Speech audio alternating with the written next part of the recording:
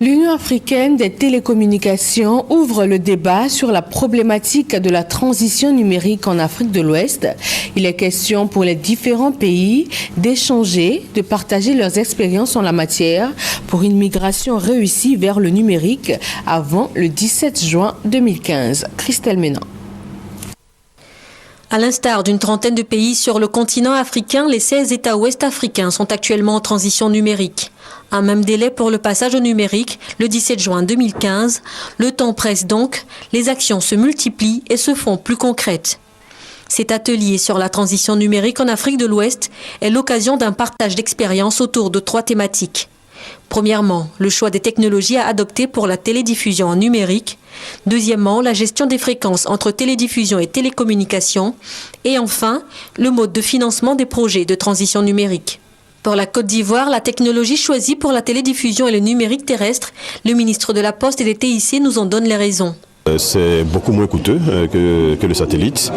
On n'a pas l'évidence d'être à 100% peut-être de couverture du territoire national, mais nous serons à un pourcentage très élevé. Un choix plus économique, évalué à un peu moins de 50 milliards de francs CFA, alors que la majorité des États de l'UEMOA optent pour un prêt auprès d'institutions financières.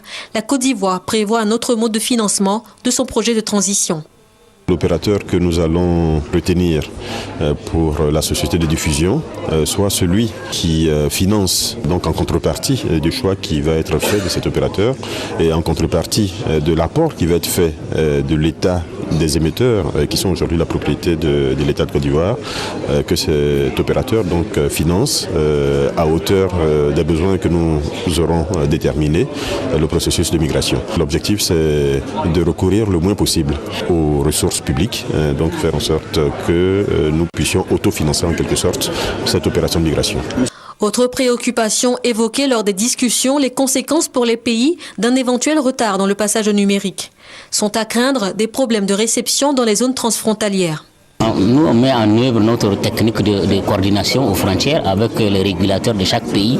Au pire des cas aussi, on n'arrive pas en 2015 que les brouillards entre les pays voisins, en tout cas, soient limités. On note pour conclure que les processus de transition numérique suivent leur cours dans les différents pays concernés. Le Rwanda, l'île Maurice et la Tanzanie l'ont déjà achevé. Les autres pays espèrent tenir le délai du 17 juin.